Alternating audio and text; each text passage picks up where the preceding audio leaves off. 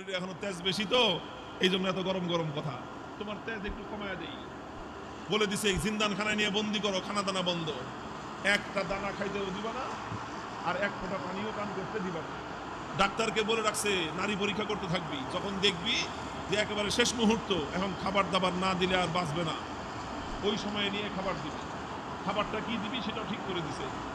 বলছে যে মুসলমানদের ধর্মে যে জিনিস হারাম সেটা দিবি, শুয়োরের গোশত আর মদ মিশানো পানি। আল্লাহকে বললাম যে আল্লাহ তুমি পরীক্ষা করতেছো তোমার বান্দার, যে তোমার বান্দা তোমাকে, তোমার দ্বীনকে, তোমার রসুলকে, তোমার রসুলের আদর্শকে কতটা ভালোবাসে, তুমি এটা পরীক্ষা করতেছো। আর এই পরীক্ষা করার জন্য জীবন দিছো মাত্র কয়টা? একটা মাত্র জীবন দিছো। আর ওই একটা জীবন দিয়ে আল্লাহ তোমাকে কিভাবে দেখাবো যে আমি তোমাকে আর তোমার দ্বীনকে কতটা ভালোবাসি।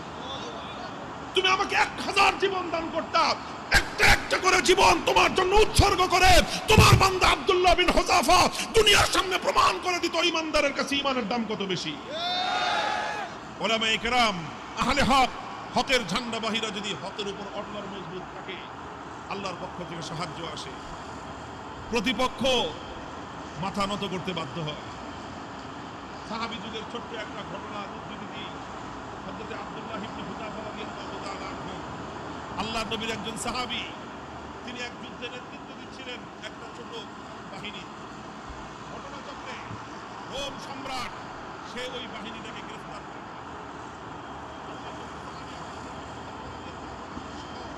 প্রায় 50 জনের মুসলমানদের একটা কাফেলা বন্দী হয়ে গেল। এখন রোম সম্রাটের ইচ্ছা হলো মুসলমানের ঈমান পরীক্ষা করবে আর যে কোনো মূল্যে মুসলমানকে ইসলাম থেকে দূরে সরাবে। এই জন্য প্রথমে আব্দুল্লাহ বিন হুযাফাকে ডেকে নিয়ে অফার দিল, অফার লোভ দেখাইলো, বলল তুমি ইসলাম গ্রহণ করো, বিশাল অপ্রতিরোধ্য বিশাল সাম্রাজ্য, পৃথিবীর সুপার পাওয়ার রোম সাম্রাজ্যে তোমাকে বিশাল বড় ক্ষমতাবান পদ দিয়ে দিব, মন্ত্রিত্ব দিয়ে দিব, আর আর তোমাকে আমার মেয়ে বিয়ে দিয়ে দিব। পরবর্তীতে তুমি রাজবংশের নিয়ম অনুযায়ী দেখা যাবে তুমি সম্রাট হয়ে যেতে পারো, বিশাল এলাকার দায়িত্ব তোমাকে এখনই দিয়ে দিব, কিন্তু শর্ত হলো তোমাকে তোমার ধর্ম আদর্শ ছাড়তে হবে। এই কথা যখন বলেছে, আব্দুল্লাহ ইবনে হুযাফা রাদিয়াল্লাহু আনহু রাগে ক্ষোভে অগ্নিশর্মা হয়ে, কোন কোন বর্ণনার মধ্যে এসেছে রোম সম্রাটের দরবারে দাঁড়িয়ে রোমান সম্রাটকে তিনি লক্ষ্য করে বলেছেন, ইয়া কালবার রোম, হে রোমের কুকুর। রোমের সম্রাট যখন তাকে ধর্ম ত্যাগের, ইসলাম ত্যাগের পরামর্শ দিয়েছে, তখন তিনি রোম সম্রাটের রাজ দরবারে দাঁড়িয়ে সম্রাট বলে নয়, রোমের কুকুর বলে সম্বোধন করে বলেছেন, মুসলমানের ঈমান এত কম দামি জিনিস না। সম্রাট মনে করলো শরীরে এখনো তেজ বেশি তো এই জন্য এত গরম গরম কথা, এত গরম গরম কথা, তোমার তেজ একটু কমায় দেই। বলে দিছে জিন্দান খানায় নিয়ে বন্দি করো, খানা দানা বন্ধ, একটা দানা খাইতেও দিবা না আর এক ফোঁটা পানিও পান করতে দিবা না। ডাক্তারকে বলে রাখছে নারী পরীক্ষা করতে থাকবি, যখন দেখবি যে একেবারে শেষ মুহূর্ত, এখন খাবার দাবার না দিলে আর বাঁচবে না, ওই সময়ে নিয়ে খাবার দিবি। খাবারটা কি দিবি সেটাও ঠিক করে দিছে। বলছে যে মুসলমানদের ধর্মে যে জিনিস হারাম সেটা দিবি, শুয়োরের গোশত আর মদ মিশানো পানি। ঠিক তাই হয়েছে। আব্দুল্লাহ বিন হুযাফা সহ না খেতে খেতে যখন মরণাপন্ন প্রায়, তখন একেবারে জীবন বাঁচানোর জন্য তাদেরকে খাবার দেওয়া হয়েছে। খাবার কি? শুয়োরের গোশত আর মদ মিশানো পানি। আব্দুল্লাহ বিন হুযাফা রাদিয়াল্লাহু আনহু চিন্তা করলেন, শরীয়তের মাসলা অনুযায়ী এই পরিবেশে জীবন বাঁচানোর জন্য সামান্য পরিমাণ শুয়োরের গোশত খাওয়া যায়, জীবন বাঁচানোর জন্য। এটা তো আছে, ইল্লা ফামান ইসতুররা ফি মাখমাসাতিন গায়রা মুতাজানিবিন লিইসমিন ফাইন্নাল্লাহা গফুরুর রহিম। একজন মানুষ যদি এমন হয়ে যায় যে কোনো হালাল খাদ্য নাই, হারাম খাদ্য ছাড়া হালাল কোনো খাদ্য নাই, এখন না খেলে জীবন বাঁচবে না, সেই সময়ে জীবন বাঁচানোর জন্য সামান্য পরিমাণ হারাম খাদ্য গ্রহণ করা কি, এটা হলো মাসলা। কিন্তু উনি চিন্তা করলেন এখন তো শুধু হালাল হারামের প্রশ্ন না, এখন প্রশ্ন হলো মুসলমানের ঈমানের আত্মমর্যাদা বোধের প্রশ্ন। আজকে যদি আমি হারাম খাবার খাই তাহলে রোম সম্রাট বলবে দেখছি মুসলমানের ঈমানের শক্তি কতদূর। এই সময় মাসলা ভিন্ন। এরকম পরিস্থিতি যদি কারো হয় তাহলে মাসলা ভিন্ন। খাবার খাওয়া হালাল জীবন বাঁচানোর জন্য, এটা যেরকম মাসলা, আর কেউ যদি হারাম খাবার না খেয়ে মৃত্যুকে আলিঙ্গন করে নেয় তাহলে সেই মৃত্যু হলো আফজালুস শাহাদা, সর্বশ্রেষ্ঠ শহীদি মরণ।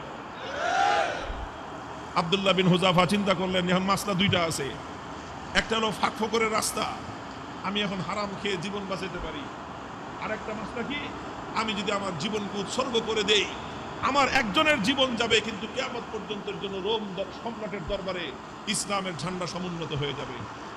সম্রাট বলবে যে মুসলমানের ঈমান বাপরে বাপ, জীবন যেতে পারে কিন্তু মুসলমান ইসলামের গৌরব ভুলুণ্ঠিত হতে দেয়।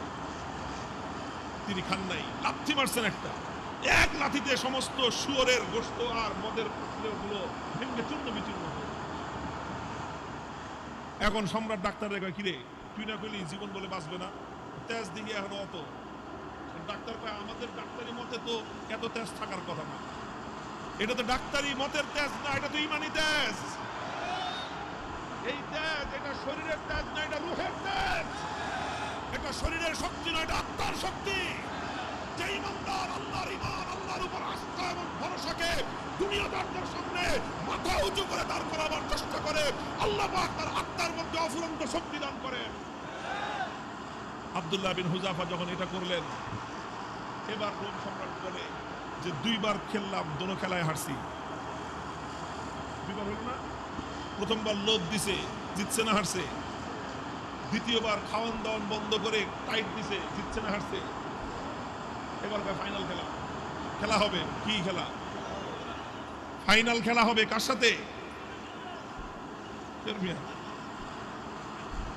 এদের সাথে তো খেলা শেষ করে দিয়ে আসছি তার এলাকায় গিয়ে, ওখানে কোনো খেলা নাই, এখানে তো অফার করেছি আসো, আমাদের দুয়ার সবার জন্য উন্মুক্ত, বন্ধুত্বের হাত প্রসার করে দিয়েছি আমরা, তোমরা ভুল করতে পারো, আমাদের দায়িত্ব হলো তোমাদের ভুল শুধরে দেয়। রোম সম্রাটের সাথে খেলা হবে আব্দুল্লাহ বিন হুযাফার, একজন হলো সম্রাট আর একজন তার একজন বন্দী, তার জিন্দানখানার কয়েদি আর একজন সম্রাট, খেলা হচ্ছে ফাইনাল খেলা। রোম সম্রাট বলল এবার একদম দেখবো চূড়ান্ত যে ইমানের তেজ কোন পর্যন্ত হয়। যতজন বন্দী বিশাল বিশাল ড্যাগের মধ্যে পানি গরম করছে, ফুটন্ত গরম দাউ দাউ লেলিহান শিকার আগুন, সেই আগুনের মধ্যে ড্যাগ বসাইছে, বিশাল বিশাল ড্যাগ, খাজা বাবার ড্যাগের মতো। খাজা বাবার ড্যাগ দেখছেন? বাংলাদেশে আছে হলো শাহজালালের আমাদের ড্যাগ একটা আছে, ওটার মধ্যে বালতি নিয়ে নামে একজন সঙ্গ লাগায়া খিচুড়ি উঠাইতে, দেখেন নাই?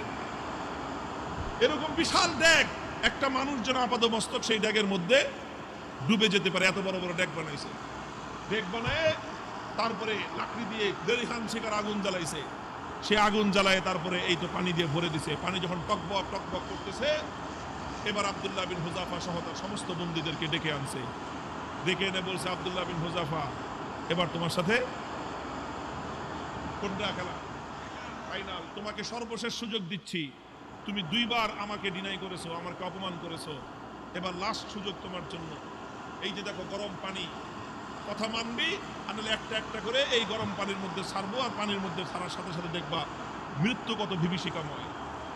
আব্দুল্লাহ বিন হুযাফা নির্বিকার, কোনো কথা বলে না। সম্রাট বলছে জল্লাদকে ওর সামনে থেকে তার একজন সঙ্গীকে নিয়ে তার চোখের সামনে গরম পানিতে ছেড়ে দাও। ঠিকই আব্দুল্লাহ বিন হুযাফা রাদিয়াল্লাহু তাআলা একজন সাথীকে নিয়ে গরম পানির মধ্যে ছেড়ে দেওয়া হলো। মুহূর্তের মধ্যে বিভৎসভাবে তার মৃত্যু হলো, তিনি শাহাদাত বরণ করলেন। চোখে তাকায় দেখলেন কিচ্ছু, কোনো কথা নাই। এবার বলল যে এবার ওরে ধরে নিয়ে যাও। আব্দুল্লাহ বিন হুযাফা রাদিয়াল্লাহু তাআলা আনহুকে এবার ধরে নিয়ে যাওয়া শুরু করলো। বাদশা খেয়াল করতেছে যে মনোভাবটা কি চেঞ্জ হয় কিনা, একটু অন্তত ভয় পায় কিনা। একটু ভয় পাইলেও মনে করবে যে যাক কোনো রকম মর্যাদাটা রক্ষা পাইছে, ফাইনাল খেলা ড্র ঘোষণা করে দেওয়ার একটা ধান্দা খুঁজতেছে। যখন আব্দুল্লাহ বিন হুযাফাকে নিয়ে যাওয়া হচ্ছে, ইতিহাসের কিতাবগুলোর মধ্যে লেখা হয় ওনার চোখ দিয়ে দরদর করে পানি পড়তে আরম্ভ করলো। বাদশা মনে করছে কাম হয়েছে, মনে হয় কাজ হয়েছে, মনে হয় ভয় পাইছে, এবার ডাক দিছে এই ফিরে আনো ফিরে আনো। জিজ্ঞেস করতেছে কি ব্যাপার, ভয় পাইছো? যদি ভয় পেয়ে থাকো সারেন্ডার করো, এখনো তোমার জন্য সে আমার অফার অব্যাহত আছে, তুমি তোমার ধর্ম ছেড়ে আমাদের দলে যোগ দাও, সঙ্গে সঙ্গে আমি তোমাকে রোম সাম্রাজ্যের বিশাল ক্ষমতাবান পদ দিব তোমাকে। আর যদি না মানো তাহলে তোমাকে কিন্তু খালি চোখের পানি দেখে আমি ছাড়বো না, তোমাকে গরম পানির মধ্যে নিক্ষেপ করে নির্মমভাবে তোমাকে হত্যা করবো। আব্দুল্লাহ বিন হুযাফা বলেন কারে তুমি কি মনে করছো? মনে করছো এই মৃত্যু দেখে ভয় পেয়েছি? না না, তোমার মৃত্যুর এই বিভীষিকা দেখে আমি ভয় পাই নাই। তাহলে কান্দো কেন? ওরে কান্দি, চোখের আমারে পানি, হে রোম সম্রাট তোমাকে দেখাবার জন্য নয়, আমার চোখের অশ্রু তো দুনিয়ার কোনো মানুষকে দেখাবার জন্য নয়, আমি আমার জীবন সায়ান্নে মৃত্যুর মুখোমুখি দাঁড়িয়ে আমার রব্বুল আলামিনকে দেখানোর জন্য দুফোঁটা ও তপ্ত অশ্রুর নজরাতার কদমে পেশ করলাম। আল্লাহকে বললাম যে আল্লাহ, তুমি পরীক্ষা করতেছো তোমার বান্দা, যে তোমার বান্দা তোমাকে, তোমার দ্বীনকে, তোমার রাসূলকে, তোমার রাসূলের আদর্শকে কতটা ভালোবাসে, তুমি এটা পরীক্ষা করতেছো। আর এই পরীক্ষা করার জন্য জীবন দিছো মাত্র কয়টা? একটা মাত্র জীবন দিছো। আর ওই একটা জীবন দিয়ে আল্লাহ তোমাকে কিভাবে দেখাবো যে আমি তোমাকে আর তোমার দিনকে কতটা ভালোবাসি? তুমি আমাকে 1000 জীবন দান করতাম, একটা একটা করে জীবন তোমার জন্য উৎসর্গ করে তোমার বান্দা আব্দুল্লাহ বিন হুযাফা দুনিয়ার সামনে প্রমাণ করে দিত ইমানদারের কাছে ইমানের দাম কত বেশি। তো এই জন্য কান্দি বেটা, আহম্মদ জানি না।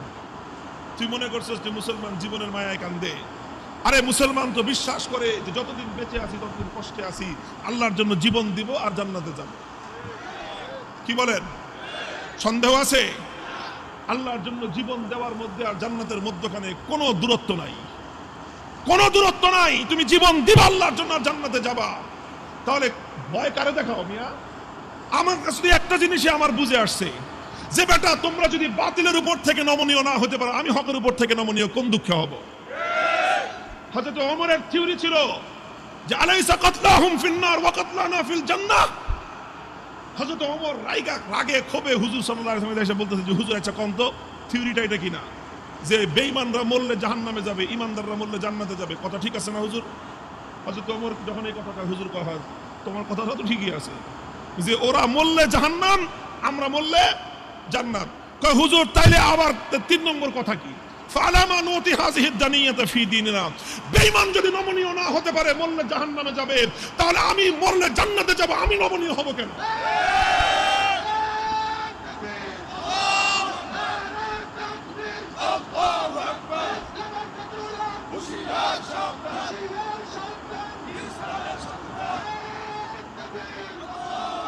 আরে বেঈমানরা যদি বাতিলের পথ ছাড়তে না পারে, ইমানদাররা হকের পথ ছাড়বে কেন?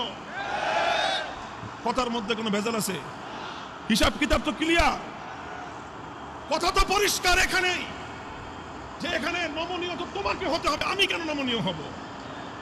যেখানে তুমি বাতিলের উপর, আমি হকের উপর, তুমি বদ্দিনের উপর, আমি দ্বীনের উপর, তুমি কোরআনের বিপক্ষে, আমি যখন কোরআনের পক্ষে, নমনীয় তোমাকেই হতে হবে, আমার নমনীয় হওয়ার কোনো স্কোপ নাই। হযরত আব্দুল্লাহ বিন হুযাফা রাদিয়াল্লাহু তাআলা আনহু যখন এই কথা বললেন, সে আরে বেটা জীবন তো একটা আছে দেখে একটা দিতেছি, জীবনে 1000টা থাকলে 1000টা দিয়ে প্রমাণ করতাম যে ইসলাম এবং ঈমানের দাম কত। এই কথা যখন বলছে তখন বাদশা কয় যে এটা তো মানুষ না, মানুষ কি এরকম হয় নাকি? আরে মৃত্যুর মুখোমুখি দাঁড়িয়ে মৃত্যুকে আলিঙ্গন করার জন্য পাগল। কয় জীবন একটা আছে দেখে একটা দিতেছি, 1000টা থাকলে 1000টা দিতাম। এখন তো ওর দিলের মধ্যে ভয় ঢুকে গেছে। আল্লাহ পাক রব্বুল আলামিনের পক্ষ থেকে সাহায্য আর নুসরত আসা শুরু হয়ে গেছে। আল্লাহ পাক বাতিলের অন্তরের মধ্যে ভয় এবং ভীতির সঞ্চার করে দিয়েছেন। এখন বাদশা মনে করা শুরু করছে যে এটা মানুষ না, এটা অন্য কিছু, এটা অন্য কিছু হবে। এখন ওরে যদি আমি শাস্তি দেই, মারি, তাহলে আমি নির্বংশ হয়ে যাব, এরকম একটা ভয় ওর মনের মধ্যে আসছে। এখন চিন্তা করতেছে, এখন ছাইরা দেমা, ভিক্ষা চাই না, এই অবস্থা হয়েছে। এখন সে রাস্তা খুঁজতেছে যে কেমনে এখন এর থেকে বাইচা আসা যায়। এখন যদি আব্দুল্লাহ বিন হুযাফাকে এমনি মুক্তি দিয়ে দেয়, নিজের মান মর্যাদা যা আছে, প্রেস্টিজ সব বেলুনের মতো ফুটো হয়ে যাবে। এখন বলে যে ঠিক আছে, ঠিক আছে, তোমার কিচ্ছু করা লাগবে না, ঈমান ছাড়া লাগবে না, ইসলাম ছাড়া লাগবে না, কোনো কিছু করা লাগবে না, তুমি শুধু একটা কাজ করো, আমার কপালের মধ্যে একটা চুমা দিয়ে দাও, তোমাকে ছেড়ে দেব। আব্দুল্লাহ বিন হুযাফা বলেন, শুধু আমাকে একা ছাড়বা না, আমার 50 জন সাথী সঙ্গী সবাইকে ছাড়বা। না, খালি 50 জন না, তুমি যদি আরো নাম কও, তুমি সব ছেড়ে দেবে। তিনি চিন্তা করেন আল্লাহর পক্ষ থেকে নুসরত আসছে, আল্লাহর পক্ষ থেকে সাহায্য এসেছে। আল্লাহ পাক একজন বন্দির সামনে একটা সম্রাটের মাথা নত করে দিয়েছে। কুদরত কার হাতে? ফাইনাল খেলায় জিতছে কে? কে জিতছে? হযরতে রাসূলের সাহাবী জিতেছেন, সম্রাট পরাভূত হয়ে গেছে। কথা বলেন ঠিক না বেঠিক? তিনি চিন্তা করলেন যে আমার একটা কাজ, এই কাজের দ্বারা তো ইসলামের গৌরব নষ্ট হবে না, আর সঙ্গী সাথীদের জীবন বেঁচে যাবে। ঠিক আছে, তাও ওনার আত্মমর্যাদা এতটা বেশি, যে সরাসরি কাফেরের কপালে চুম্বন দিবেন, আত্মমর্যাদায় বেঁধেছে, কাফেরের কপালে নিজের পাঞ্জাবির আস্তিন রাখছেন, আস্তিন দেখে নিজের পাঞ্জাবির হাতের উপর চুম্বন করেছেন। বাদশা করে যেমনি হোক সম্মানটা তো বাচ্চা আমার কোন রকম তো বাচ্চে, আমি খালি বলতে পারলাম যে না না না আমি হারি নাই, হুযায়ফার সাথে আমার একটা মিউচুয়াল আন্ডারস্ট্যান্ডিং হয়েছে, সেইভাবে কাম হয়েছে। বাস সব বন্দীদেরকে মুক্তি দিয়ে দিয়েছেন। এই খবর যখন খলিফা ওমরে ফারুক রাদিয়াল্লাহু তাআলা আনহুর কাছে গেছে, তিনি সাহাবায়ে কেরাম বড় বড় সাহাবীদেরকে নিয়ে অগ্রসর হয়ে আসছেন যে আব্দুল্লাহ বিন হুযাফাকে সংবর্ধনা দেওয়ার জন্য, যে আব্দুল্লাহ বিন হুযাফা তুমি এবং তোমার 50 জন সঙ্গী আজ রোম সম্রাটের দরবারে আল্লাহর দ্বীনের ঝান্ডা যেভাবে সমুন্নত করেছো, আল্লাহর দ্বীনের গৌরব, মুসলিম জাতির মর্যাদা সমুন্নত করেছো, গোটা মুসলিম উম্মার দায়িত্ব আর কর্তব্য হয়েছে এখন তোমাকে সম্মান জানানো। এই জন্য আমি স্বয়ং খলিফা তোমাকে ইস্তেকবালের জন্য সামনে অগ্রসর হয়ে আসছি। মুহতারাম হাজিরিন, ওলামায়ে কেরামকে বলি আর আলেমদের সাথে যারা আছেন তাদেরকে বলি, হকের উপর অটল থাকতে হবে। জীবন যাওয়া না যাওয়াটা বড় প্রশ্ন নয়, বড় প্রশ্ন হলো আমার জীবনটা হকের পথে গেল কিনা। জীবনের শেষ মুহূর্ত পর্যন্ত ইসলামকে, আল্লাহর দ্বীনকে বিক্রি করে ব্যক্তিগত স্বার্থ উদ্ধার করা যাবে না। আল্লাহ পাক তৌফিক দান করেন, আমিন বলেন।